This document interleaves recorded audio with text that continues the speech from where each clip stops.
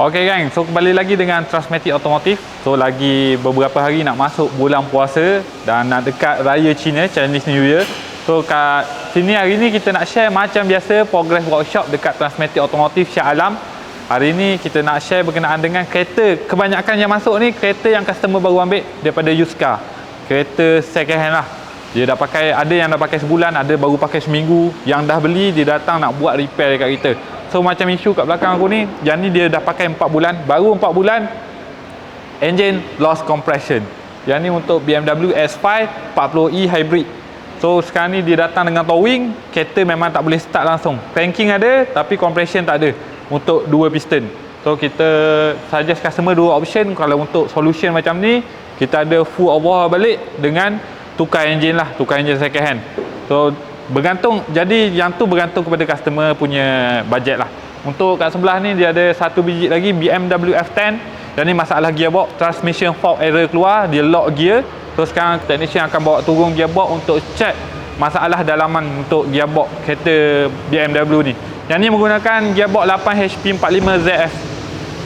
So kat sini kita ada yang baru sikit untuk BMW 530e Yang ni G30. Masalah dah berusia 6 ke 7 tahun, biasanya masalah dekat aircon system. Dia keluar error code kompresor, tapi bila kita check dia punya gas kurang dan kita dapat detect dia punya bocor daripada dia punya cooling coil. Sekarang ni proses pemasangan untuk cooling coil baru lah. Tengok agak susah sikit.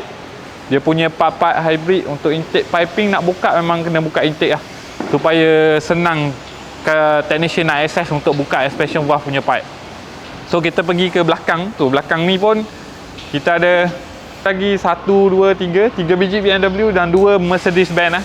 So yang ni dah siap proses overhaul gearbox. Sekarang customer nak buat wear and tear yang lain, leaking minyak enjin, dia punya ABS ada nyala. Sekarang ni technician buat penukaran ABS sensor dulu dan customer proceed untuk buat leaking.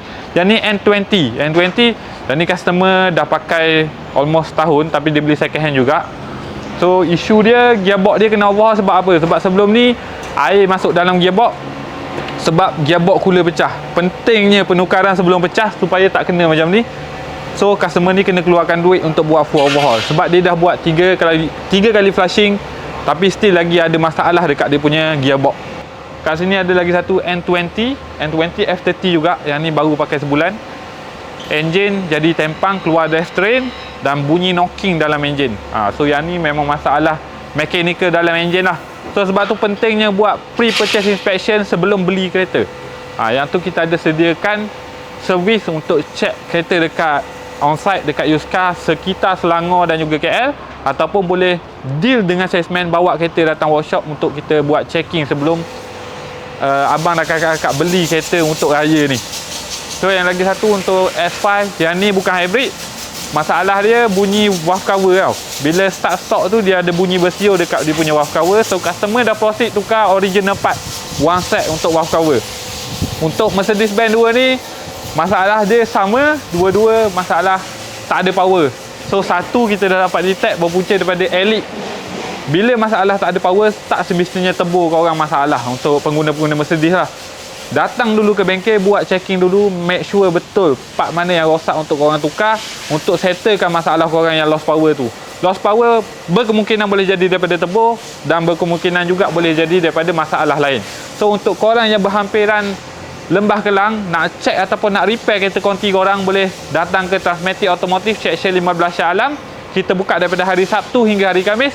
Sebarang pertanyaan boleh klik link di bio.